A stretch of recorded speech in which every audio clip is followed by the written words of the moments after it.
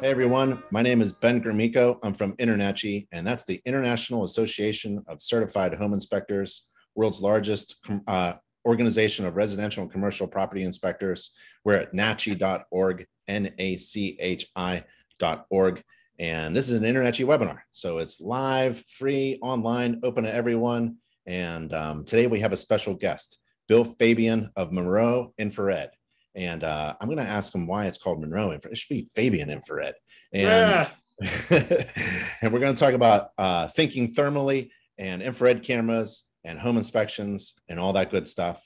And if you're not a member and if you're interested in joining INTERNACHI, let me give you a free membership. That's at nachi.org/free, nachi.org/free. And you use the code webinar, all capitals webinar, nachi.org/free, all capitals webinar. Bill, I want to thank you for joining the webinar system. It's really nice to have experts come on to my webinar.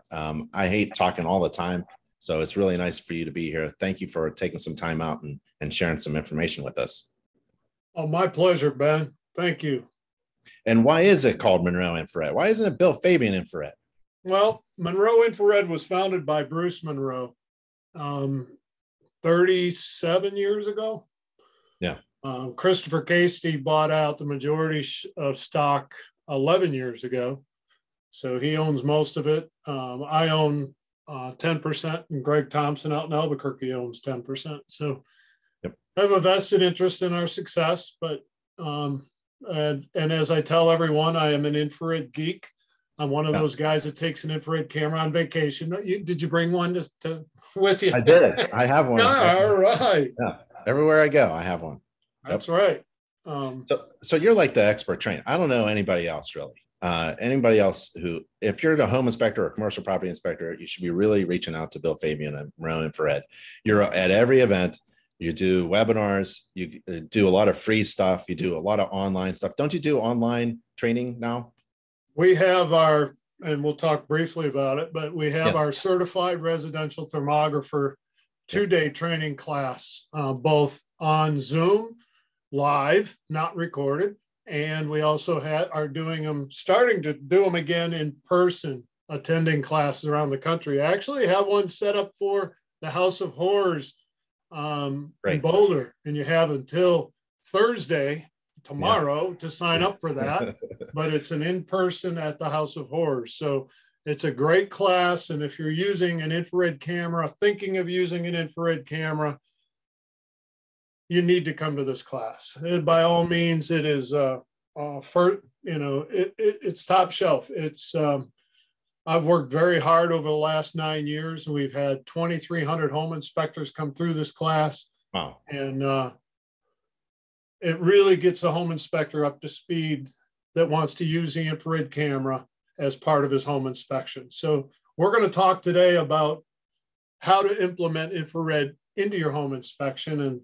And I will take as many questions as I possibly can. I'll try and keep 10 minutes or 15 minutes at the end. I got so much material, I could sit here and talk for 2 days, but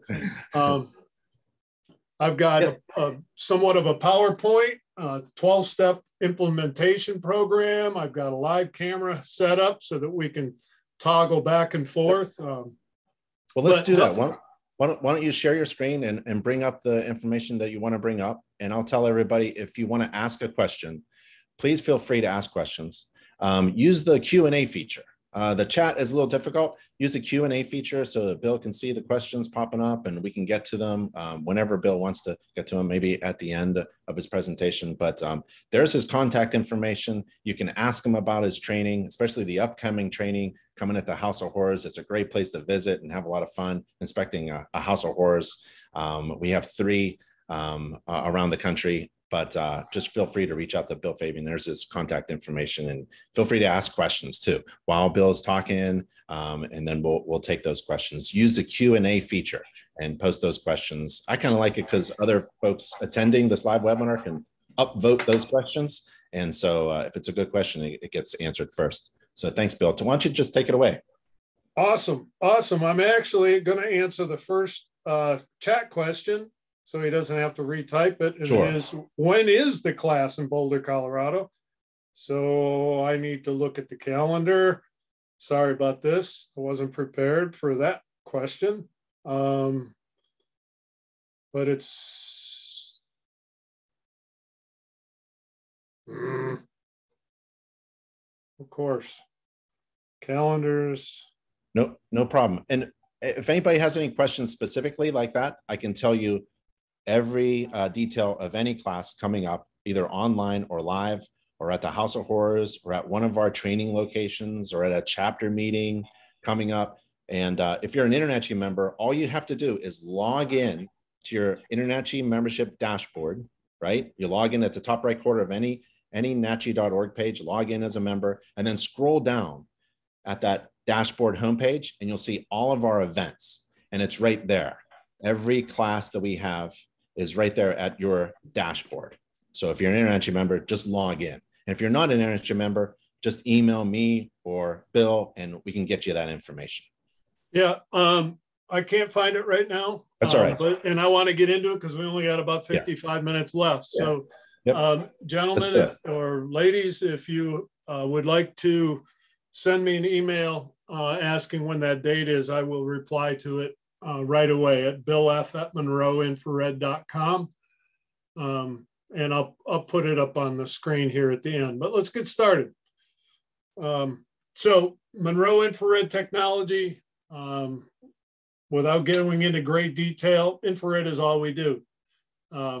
We are a dealer and a distributor for FLIR infrared cameras, Hike micro infrared cameras.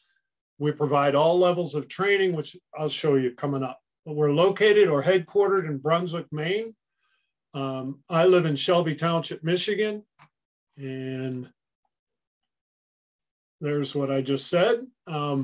We have an inspection division. So we have we're up to 26 people now. A lot of thermal drones and all kinds of stuff, but we're here to help in whatever questions you have. Infrared cameras have been used for home inspections a lot more frequently. And we go through all of the applications that you could possibly use infrared on as part of a home inspection.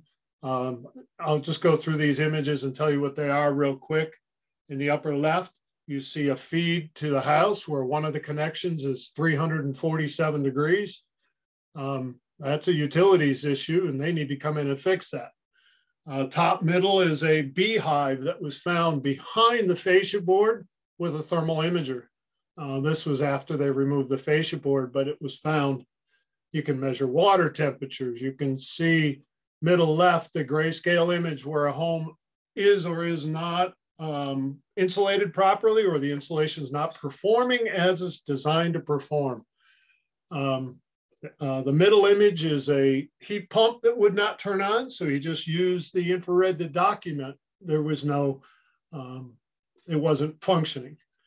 In the middle right, that's some water in the hearth of a fireplace, and that was found again with infrared. Lower left is an image of water leaking from a roof onto the drywall ceiling in a garage. Real freaky one is bottom right. The next door neighbor's low E glass windows with argon depletion reflecting the sun and melting the siding on the north side of the house. So there's all kinds of applications for infrared as part of your home inspection. But if you're thinking of buying an infrared camera without getting training, don't waste your money on an infrared camera.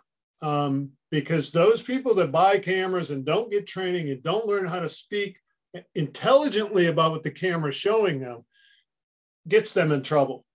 If you haven't heard the horror stories that are out there where a home inspector calls out everything behind the drywall is wet and they tear down the drywall and it's perfectly dry. Or another one, all the subfloor under the vinyl flooring is wet. Contractor pulls up the vinyl flooring and the subfloor is perfectly dry. You know who's paying to put that wall back together and put that floor back together. So you need to learn the limitations and capabilities of infrared. While they are magical, they are not magic, okay? They have limitations. And if you can work within those limitations, infrared helps you do a much more thorough inspection. So we've already covered some of this. This is me, 35 years, ITC level 3. I teach level 1, level 2, and the certified residential thermographer. I design and develop it and continue to develop it. I still drag my old butt out there and do infrared inspections, commercial, residential, industrial, and I do hail from Shelby Township, Michigan. Don't hold that one against me, but I love Michigan. There's your FLIR cameras. There's your Hike micro cameras. There are a lot of really good cameras from $500–600 up to, you can go crazy, $10,000–12,000. But do I have to? No. Are there cameras that I don't think should meet or should be used for home inspections? Absolutely. So ask for my opinion, ask for my professional opinion, and I would rather educate you on the differences so that you make an educated decision. I'm going to start off right away and get right into what we have designed and developed and shared with home inspectors, multi-inspector organizations all over the country for many years. And this is a 12-step implementation program, as you see on your screen. Talk to your peers, check with them on what they're doing and what they're charging. You know, and again, as I said, number 2, don't buy a camera if you're not going to go to training. You can go, you know, you can get a good camera, but go get the training. Make sure you register your camera with FLIR. And there is one thing I need to add to this. As of February 1st of this year, and I know Amazon is the grill on the block, everybody shops it. If you buy a camera, a FLIR camera on Amazon from a non-authorized dealer or distributor, you do not get a warranty with that camera. So be very careful who you're buying your equipment from. And buy from the people that know infrared. They can help you and get you up to speed on your cameras. Pick a class. I feel the CRT class, the certified residential, is all a home inspector will ever need. But a lot of guys want to go on to the next step and do level 1, which is 4 days and very extensive. But if you, and I'll share my email address at the end of this, or you can get it at any time, but I'll email you this 12-step implementation program so you have this and you're not having to take pictures and all that right now. So I can send this to you when we're done. Sit down with your team if you're a multi-inspector, and a lot of people, you know, what role each person plays. And just infrared is not something you just buy a camera and, oh, you add a little logo in and you know, you got to tell people what infrared does and how they will benefit by you using it as part of your home inspection, finding those things that you don't normally find visually. You know, some of the feedback I've heard over the years, you know, what we do as a home inspector is a visual, non-invasive, non-destructive evaluation of the property under the conditions found that day of that inspection. Well, that's exactly what infrared is. The only word in that entire statement you need to change is that infrared is a non-invasive, non-destructive evaluation. It doesn't tell me what happened 3 months ago or 3 months from now. It happened what you see that day. But finding water, without a doubt, plumbing leaks is without a doubt the #1 application for home inspectors across the country. Market it, meaning add the logos, talk about it, whoever your salesperson is or whoever is selling this. Explain to them how using infrared allows you to do a much more thorough inspection, whether you're going to use it as an add-on, meaning you charge extra for it, or you incorporate it into every home inspection, which a lot of guys, once they get done doing the 2-day CRT class, and then they take the infrared camera out and they start doing inspections, I hear back 30 days, 60 days later, I'm not really sure how I did a home inspection without an infrared camera. The stuff I'm finding now, I wouldn't find visually. And this is the stuff that comes back to bite me in the butt later. Water being #1. Talk to your insurance companies. They love the fact that home inspectors, as long as they have the proper training and they know what they're doing and they have a good camera, are doing a much more thorough inspection, and their incidence of claims against their liability insurance is lower than a home inspector that doesn't use infrared. Now, that's not me making that up. That's a statement directly from the insurance companies. So talk to your insurance companies. And some of them now are requiring you send a CRT, your certificate showing that you are trained and qualified to use it. So pick out what applications. We go through all the applications during the training class, you know, other than water, your electrical panels, outlets that don't have anything plugged into them. I mean, there are so many applications, and we go through all that stuff. Figure out how you're going to charge for it. Anyway, we go through all this, and we're here to help you. Practice, practice, practice. I tell people all the time, if you use a camera a half hour a month, you're never going to get good at it. If you use it a half hour a week, you'll get better, but it's going to take a while. If you use it a half hour on every home inspection from this day forward, you watch how good you get good at it. You watch how fast you get good at it, excuse me. But use it and you'll be surprised what you're going to find. Offer to do free, you know, charges or as you get into the routine. Anyway, these are the steps that we have found have been very successful for home inspectors across the country. So again, I'll send this to whoever wants it. Why should I use it? You're doing a more thorough inspection. Using your camera should reduce your liability for missing things. Buying a camera without going to training is a mistake, as I've already said. And home inspectors, and the numbers that I'm hearing back from guys, I had one home inspector in Colorado, multi-inspector, bought 8 cameras, flew me in, did a 2-day training class, had 20 grand invested, charged $95 as an add-on fee and got his 20 grand back in 90 days. That was 5 years ago last month. And so it's been pure profit, $10,000 per camera per year. And those are underestimations. What I'm hearing is 20,000, 15,000, 25,000. It's all over the place, but you got to promote it. You got to talk about it. Show people what infrared can do. Number one, as I already said, is plumbing leaks, roof leaks, window leaks, argon depletion, missing insulation, hot electrical circuits. Learn how to interpret the difference between an overloaded breaker or a loaded breaker and a connection issue. First time I talked to a home inspector over 10 years ago who said he was doing electrical panels, didn't know me from Adam, didn't know I'd been doing infrared for 25 years prior to that on electrical systems. I said, you do? What do you report? Oh, if I find any breakers warmer than the other ones, I write it up and tell them to bring in an electrician. Well, I can tell you, don't do that. Because if you just spent 2 hours testing the hot water at every sink and bathroom all over the house, that electric water heater is working overtime trying to heat that water back up. And it's normal to see breaker heat, normal to see wire heat. It's never normal to see connection heat. Anyway, this is the stuff we go through.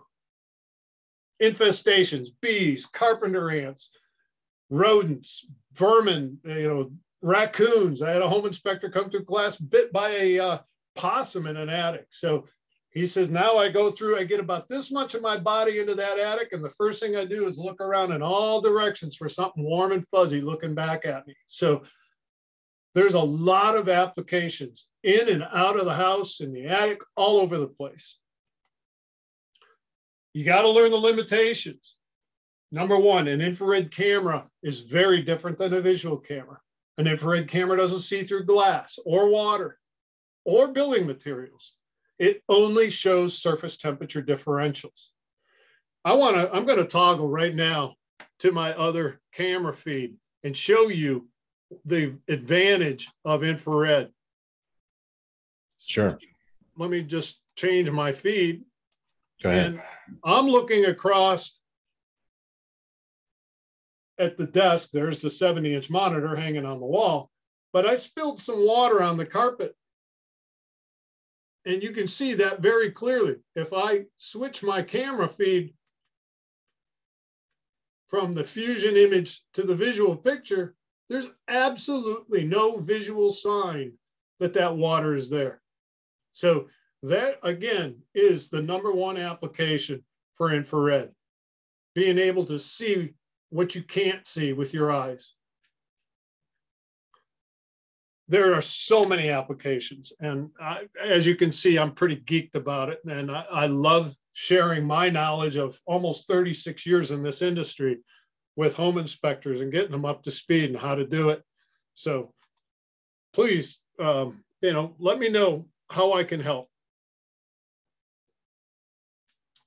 All right, come here. Infrared is not just about taking a picture. You have to have a basic understanding of emissivity and reflectivity. And everybody is listening to this has heard of emissivity before. Not the whole word, but you've all heard of low E glass, okay?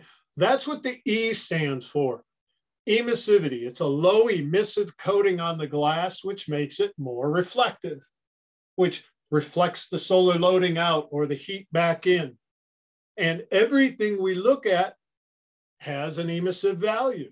So you need to learn how to speak intelligently about what you're seeing and what the camera is showing you.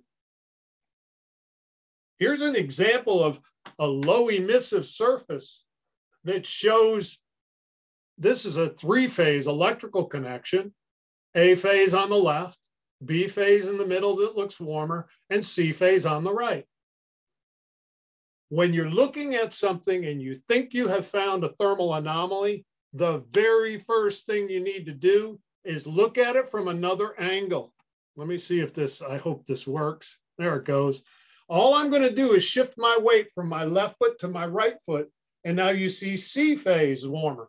That's my body heat reflecting off those shiny metals.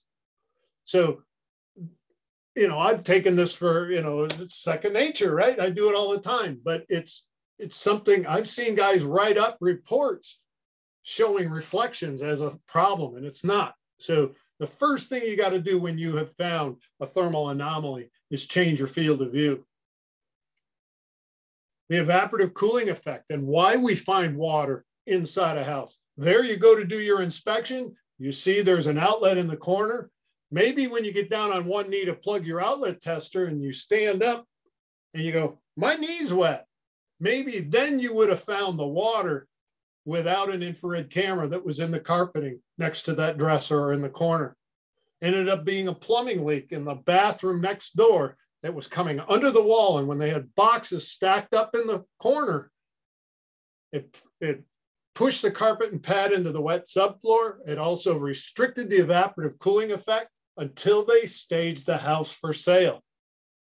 And they probably stepped in it in their socks and, oh my gosh, they'll never know though. They can't see it. Well, yes, we can. This one, I to this day, I wouldn't have found it without an infrared camera. This is water in an exterior wall, and this house was less than 2 years old. Everybody uses moisture meters today, but you're not sliding it over every square inch of the walls and the ceilings and the floors. You're putting it on stains or where you see damage or this. There was absolutely no visual sign. There was no stain. There was no wrinkle in the paint. And when I found this with the infrared camera, it was one of those moments I wanted to say, holy, look at that. But I didn't say anything. I walked over with my infrared camera and a moisture meter. And I placed it on the wall over here next to the thermal anomaly, took a reading. Then I put my moisture meter on the thermal anomaly and it pegged my moisture meter. Now I know what it is, okay? So you've got to verify what the infrared camera is showing you is actually moisture, and a moisture meter does that, not an infrared camera. The problem is your clients. They think infrared cameras are magic because of what they've seen in the movies.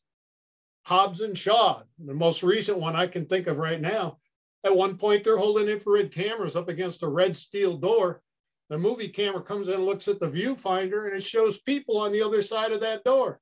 So the public's perception is that infrared cameras can see through the walls, can see through the doors. Infrared cameras don't do that. This is an air conditioner that was, moving air across a coil inside. There's a condensation collection pan. Well, that drain line for that collection pan plugged up, and it spilled out over onto the floor. And we get into pattern recognition. How do obviously I have to use a moisture meter to confirm it, but pattern recognition, see the edge pattern to the puddle in the carpet? Water in a horizontal surface shows that edge pattern a lot sharper than air movement. If you look at the side of the air conditioner where it's drawing air in at the bottom and exiting the cold air at top, there's a huge gradient, what we call a thermal gradient, a change in temperature over distance, but no edge line. So we go through what things should look like, what they shouldn't look like, how to interpret it, how to report it, how to report it without over speaking what you're finding. They knew they had water coming in, swore it was this window. That's where the water showed up. But look at the ceiling above it. There's a stain in the ceiling and a damaged area right above it. Ended up being plugged up gutters. Anyway, water outside the house. This is eaves. It says stucco there, but it is eaves. And that's my fault. I changed my other slide, not this one. But the infrared camera found water in stucco and water in eaves, water in wood siding. There's so many applications in and outside the house. But only a moisture meter says it's wet. Energy audits are a full-time job. They can be for many people. My goal during the CRT class is not to teach you how to be a full-blown energy auditor, but as part of your home inspection, you're walking around the house, and if the conditions are right, you should be able to tell if the insulation within the walls appears to be performing properly or not. Here's a house from the outside. Is that good or bad? That's what we go through. These, because of the conditions, this dark cavity with warm 2x4s is what it's supposed to look like. So these warm cavities is where there's no insulation or appears to be no insulation in the walls. I made the mistake, and I tell guys all the time, learn from my mistakes. An infrared camera doesn't say there's no insulation in that wall. An infrared camera doesn't say that's wet. An infrared camera doesn't say that breaker's overloaded. In 35 years of doing infrared, I've never heard an infrared camera say anything. I told the builder one time, there's no insulation in that wall. And he says, really? Opens up the wall, and it was insulated. And my jaw about hit the floor. He didn't make me pay for it. It had been insulated improperly. Instead of stapling the craft face to the 2x4, they'd stapled it to the inside edge, which created an airspace, which rendered that insulation ineffective. What I should have said was, if there's any insulation in that wall, it's not performing as it's designed to perform. Here's more of them. Here's one, and no, that's not a scope on a rifle. I do take one deer hunting with me every fall. But no, I don't mount it on the gun, but it's great. That deer head is hanging on a wall, and behind that wall is an attic. And it's an appears to be uninsulated, but there's no attic access. Inside temperature is about 75 degrees. Outdoor temperature is like 95 degrees. That attic was extremely hot, and the home inspector sent me the image, and he said, do you think that wall is insulated or not? And I said, it does not appear to be insulated at all. He said, there's no access. I said, well, it's not that some look good and some don't. They all look hot. So it does not appear. Anyway, this is what I'm talking about. This is what you need to go through and learn how to interpret and how to report. Cold, warm in the house and cold outside. Now we got cold cavities, colder than the 2x4s. If there's any insulation in that cavity, it's not even insulating that wall as good as a 2x4 is. So We go through all this for you. This is a brand new home, and this is scary. The whole entire house, they put insulation under the plywood deck in the attic, and this is in the Dallas, Texas area. Built that plywood deck, put the mechanical system in the attic. They had fiberglass bats under that platform, but then they finished the house. And one of the last steps is to bring back the insulation contractor to blow in the insulation. And the home inspector that sent me this said the entire attic had no insulation other than under the platform. How to interpret? How do I know? And the reason I show this image all the time is you see those little white specks? Those are dead pixels. And this is why I recommend you, if you get a FLIR infrared camera, you need to register your camera. That gives you a 10-year detector warranty. The Hike Micro gives you a 10-year detector warranty, but you don't need to register your camera with them. The date of sale is your start of your 10 years. But if this starts happening to a camera today, there's something wrong with the detector. And that's why it's so important. But we're in a warm house and it's cold outside. This is what the whole wall should look like. Warm cavity and colder 2x4s. The rest of this wall appears to be uninsulated. But we can't say that. We don't know if there's any insulation in there. It doesn't appear to be insulated, or it's not performing like it's designed to perform. But this is what I keep saying. You need to learn how to interpret and how to report. Air infiltration. Air coming in from outside, right around the window, down the sill, and down the wall.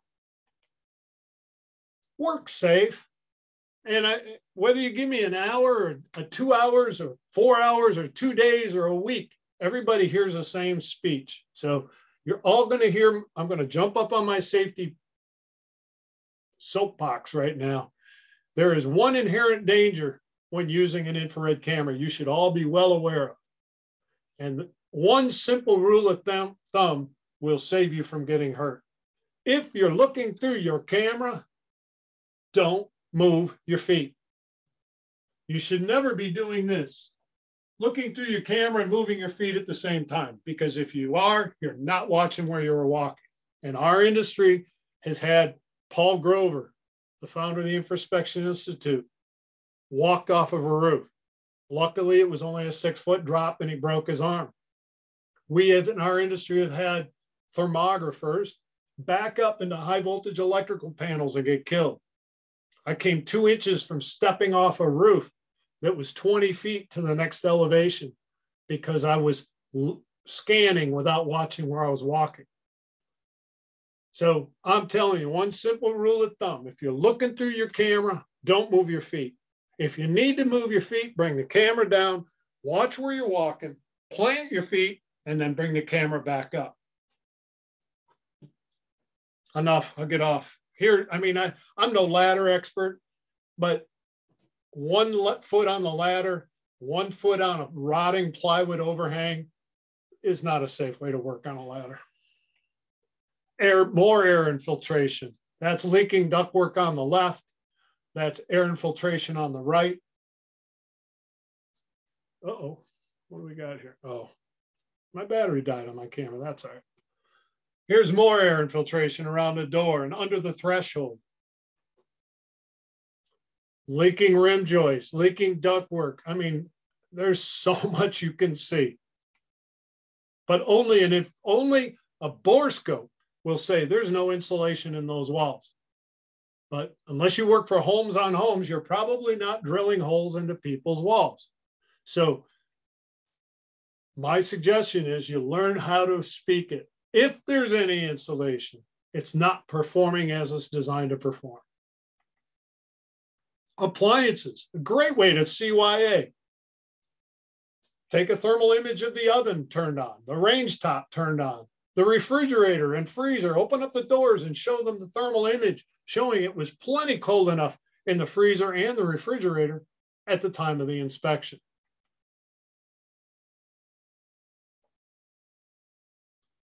Your water heater working properly? Is it too hot? Now you see 126-degree water temperature at the sink. I had my mechanical system replaced in my house a couple of years ago, and I hope by accident, but they turned the thermostat all the way, or the dial up all the way. The next day, my wife said, water's way too hot. I had 172-degree water coming out of the kitchen sink. I mean, you could fill a coffee cup and drop a tea bag in it, and it was too hot to drink. Gas-fired appliances, refrigerator temperatures, radiant heating systems. Any camera will work for this. Electrical system inspections. That is an occupied house, and that is the electrical panel in that with things running, no thermal anomaly, right? Nothing abnormally hot. Yeah, one breaker's a little bit warmer, but load creates heat. That's not normal. And yes, that connection on the side of that breaker is glowing cherry red. It measured 1,452 degrees Fahrenheit. That's hotter than anything I've ever seen in an industrial or commercial inspection. You want to hear the scary part?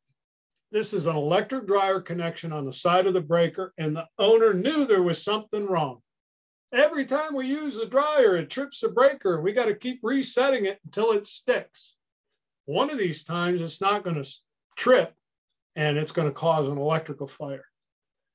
This is why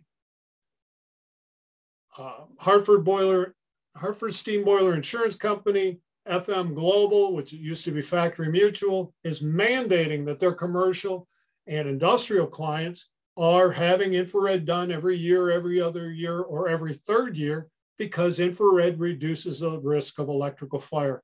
When John Bolton and Brad Scott found this, they posted it on social media and said, another life saved using infrared, because it's only a matter of time before this could cause an electrical fire that could burn that house down and hurt somebody. Here's another one Brad found, 527-degree main lug. Notice how it's hotter at the lug, and as you follow the wire, it cools down. That's like that thermal gradient, that gradual change in temperature is like an arrow pointing back to the hot lug. That's where the problem is, not a load issue somewhere. Connections show up hotter at the connection. That's the one we showed you at the beginning of the PowerPoint. Hot pool pump motor. More insects. That's a bee's nest above a porch.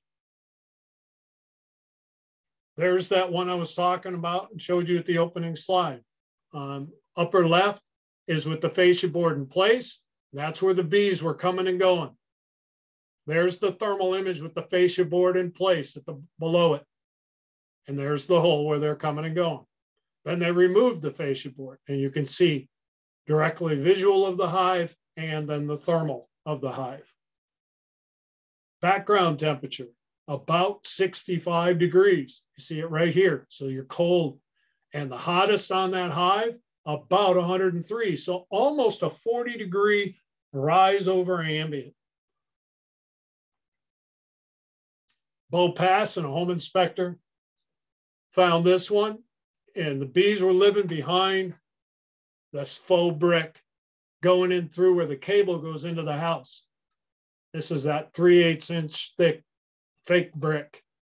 And they didn't caulk the opening. So the bees were coming and going. And when he squeezed the trigger to grab the image, he caught a bee in midair on the left.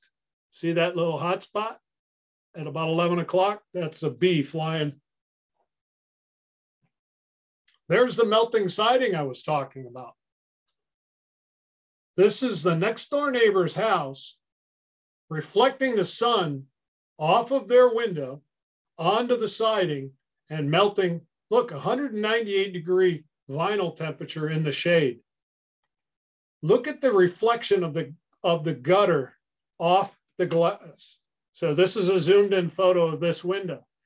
But notice that the straight gutter is not giving me a straight reflection. It's giving me that curved reflection. This is called argon depletion. when the argon gas between the two panes leaves and puts it under a vacuum, it creates a parabolic mirror. With that low E coating, it takes all the sun's energy over the whole pane of glass, but instead of giving you a square reflection because of that shape, the reflection is it's like frying ants on the sidewalk. You know, it takes that energy and it focuses it on that point. And I mean, there's a building in London, England that's melting cars on the street. Go to Google, click on the images and type it in. Solar reflection melts cars and you'll see it. My pet is trained. Not so much. There's so many applications. I'm telling you, this is a blended image where you have visual along with thermal. It shows you both at the same time. I told you I got it bad. So I was at the Peabody in Memphis, Tennessee, and they said they have the walk of the ducks where they bring these ducks down off the roof, walk them down to the fountain in the morning, and at night they take them back up to the roof. So I heard they were going to walk. I walked over there and with my infrared camera and I video recorded these ducks coming out of the elevator across the floor, and then they jump up into the fountain. So yeah, you know you caught the infrared bug when you start looking at things and you start saying, I wonder if my infrared camera would help me figure out why it's doing this or why it won't do that. Oh yeah, I was a new grandpa in January. So meet George Giovanni. He's my pride and joy, my grandson. I enjoy infrared, but I have a new love. Anyway, there's my name and phone number 800, my cell number. I'm going to stop the PowerPoint. Sure. Because I want to show you some more about the camera, but unfortunately. I love that quote. I wouldn't have found it without my infrared camera. I love hearing that. I wouldn't have found it without my infrared camera. Everybody should be carrying an infrared camera, every inspector. Yep. Now, there are a big variety of cameras, and they've come a long way. The C2 and the C3 were good, but they were entry level, and they were replaced, I think it's 2 years or 3 years last month, by the C5. The C5 is a step up in resolution. The C2 and C3 were 4,800 pixels. The C5 is 19,200 pixels. The micro version of the C5 looks just like, it's called the Pocket 2. It looks just like the C5. The C5 is 19,200 pixels. The Pocket 2 is 49,000 pixels. You're talking about 2.5 times the picture quality.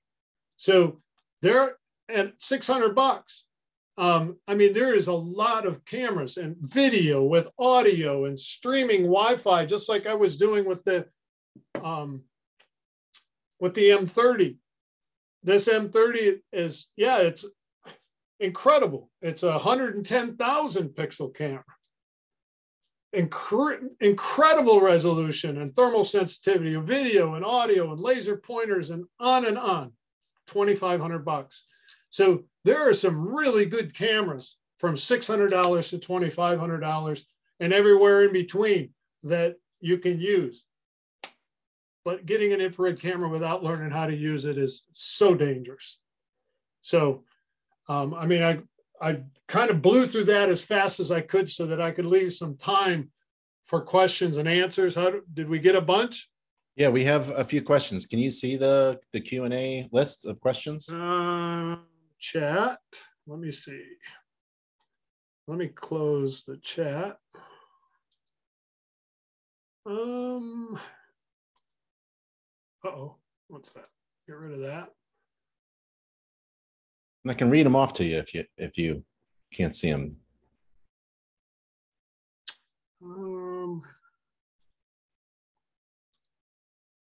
Not seeing them. Okay, so Melvern, he's from South Africa, and he says, please give an indication of the minimum requirement of an infrared camera. Unfortunately, there is no minimum specification, but my opinion has always been and will continue to be at a minimum resolution of 160 by 120, which is 19,200 pixels. The more pixels there are, the better the picture quality. The more or the lower the thermal sensitivity number, the better. So it's not just how many pixels makes the picture. Every pixel that makes that picture has a thermal sensitivity number. And in that case, the smaller that number is, the better. So how small of a temperature difference do I have to have in order to see something? And in history, we've had cameras that had good pixel count, but had terrible thermal sensitivity. And then like the C2, it had good thermal sensitivity, but not very good pixel count. So when you can get the two of them together, good pixel count with good thermal sensitivity, then you get a good image. And my minimum recommendation is 160 by 120, but come to class or let's set up a Zoom one-on-one, whatever you want to do. I can show you the differences. And they're, quite frankly, the more pixels there are, you'll be a lot happier with the camera. Now, when you step up to a camera that is a little bit more expensive, then you're getting multiple replaceable batteries. And, you know, you can go all day long where those that have an internal battery, when the battery dies, you got to plug the camera in. And a replaceable battery is key. With this battery in this camera lasts 4 to 5 hours. It only takes 2.5 to recharge one. I've got 2 batteries, so I could do infrared 24 hours a day. Not that I'm going to, but I could. So I'm never without power. Yep. Melvern also asks, in South Africa, we generally do not have insulation in most houses due to the mild weather conditions.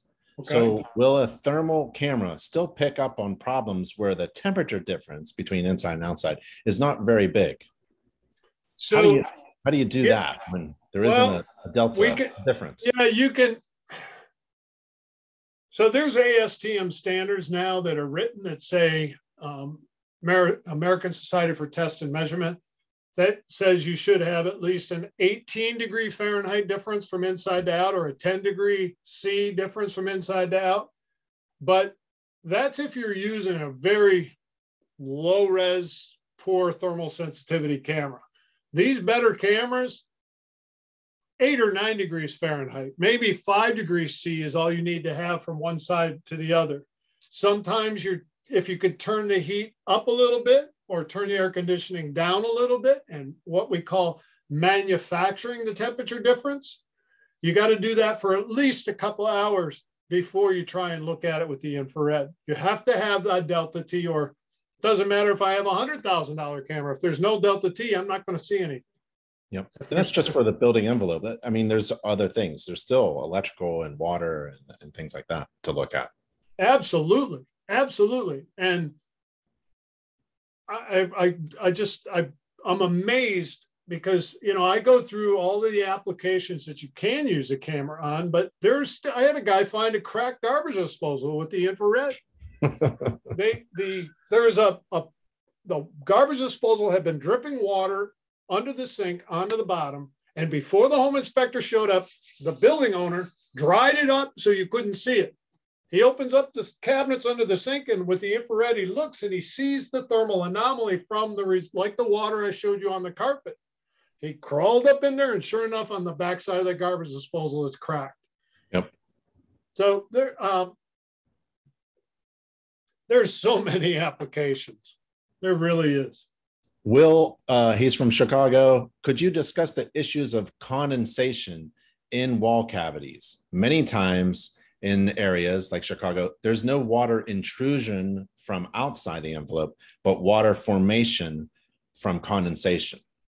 It could be if you have a temperature difference from inside to out, and you have, like my daughter lives in the Chicago area right now, and she said yesterday it was 105 degree heat index or 110 degree heat index.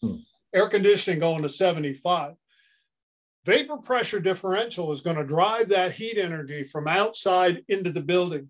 And if it can bring with it moisture. The condensation point is when that humidity hits that cooler air within that cavity, the condensation forms. As that condensation, and if that condensation collects on the backside of the drywall, it should show up on the painted side of the drywall with an infrared camera.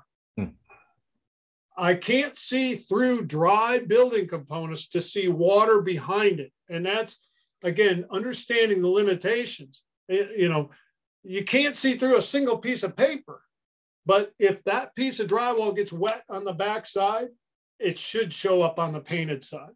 Yep. And I do need to add one thing about moisture.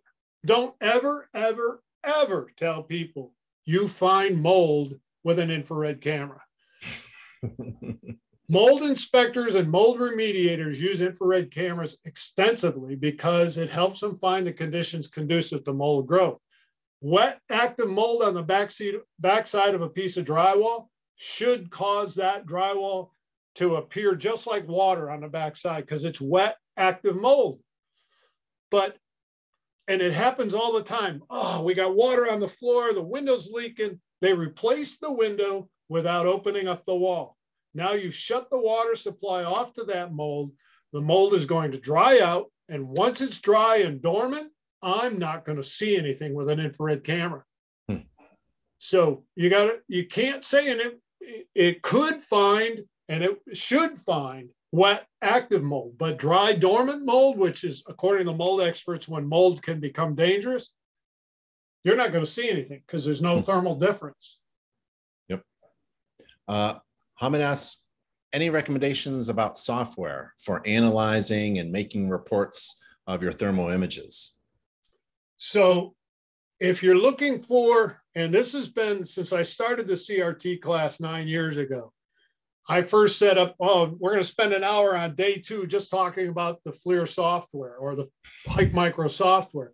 It only took one class to figure out the last thing most home inspectors want is another software program that they got to run their images through before they do the report. Both Thermal Studio for the FLIR and Hike Micro Analyzer allows you to download the images to your computer, change color palettes and add crosshairs, delete, do all of that manipulation and report generation. If you're doing it as a standalone inspection, those are free software programs. But we teach you how to set the camera up. And I just got off the phone with the national sales manager for Hike Micro, and heads up, they're working on, and the update should be ready the end of this month. When you squeeze a trigger, the image doesn't only get saved in the camera, it's going to get saved to your device. And it's going to bypass the app. It's going to go right into Spectora or HomeGauge or whatever it is, so that you can just move it right into your report. If you get to that point where you're, and this is what I've been pushing them for 2 years. You got to shorten the report time. I've heard that so many times from home inspectors. It's, I'm 8 hours in the field and 4 hours at night. I want to stop that. And I told them, I said, you need to make it so that the images go right into the reports, just like their visual cameras do. So it's coming. It's just going to be a firmware update. So. Okay. Anthony, let's finish up the webinar with a question about your training. Okay. Sure. And tell people where to go. Anthony asks, how many hours does the training sessions that you offer consist per day? So the CRT class is a 16-hour training class, 2 8-hour days. We run 9 to 5:30 Eastern time zone. Typically day 2, we're done 4:30, 5 o'clock, a little bit early. It's action-packed. People say, what the heck are we going to do for 2 days? But there's so much to it, a basic understanding of the science, some camera training, and then day 2, all the applications, the conditions needed, what they should look like, what they shouldn't look like. And then you take a 25-question test. not if, but when you pass that test, you are a certified residential thermographer, which gets you 16 InterNACHI credits, TREC credits, FABI credits. Almost every licensed state across the country accepts these CEs for your licensing. And we just added Ohio, Illinois. Illinois doesn't like the Zoom. So right now, Illinois is only the in-person. And Connecticut is another one that's been a pain in our butt. But we're working with all the states trying to get this licensed or approved through those states. And where do people go to find your training, Bill? Go to monroeinfrared.com, or InterNACHI's website. It's listed in there as well. Yep. But Monroe, as you see it right behind me, monroeinfrared.com, and then click the training tab, and you go to Certified Residential Thermographer, and it'll list the Zoom classes, the attending classes. One of the things we've added 2 years ago was the CRT grad locator. We've been getting calls from all over the country. Hey, do you know a home inspector in Chicago that does infrared? Well, that's what this is about. You put in your zip code, and it'll list all of the CRT grads, home inspectors that are using infrared, are qualified and certified to do that. So that's great. Bill, what's your last thoughts? I'm not going anywhere, and I welcome the opportunity to work with everyone, and don't hesitate to call me. And I tell every class I've ever taught, this is not just a 2-day class. This is the beginning of a relationship. Next week, next month, you get a question, send me the image. Hey, Bill, this is a condition I have. What do you think I got? What do what's your opinions?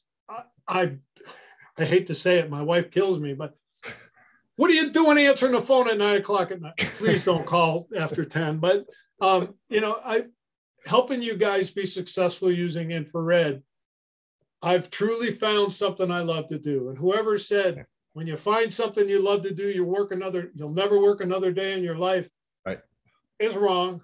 It's still work, but it's a whole lot different when you enjoy what you're doing. So send me an email at billf@monroeinfrared.com, and Ben's going to share a list of all of you so that I will send this that 12-step implementation with my contact. We're not going to inundate you with emails, but if you got questions, please ask. There is no such thing as a stupid question. The only stupid question is one that goes unasked. So that's awesome. Ask away. Bill, you are the expert of infrared training. I really appreciate your time, and thanks for teaching us a little bit about infrared and making yourself available. I really appreciate it, buddy. Thank you. My pleasure. My pleasure. And enjoy your time with your family. Thank you. You too. Stay safe and healthy, everybody. See you guys. Bye.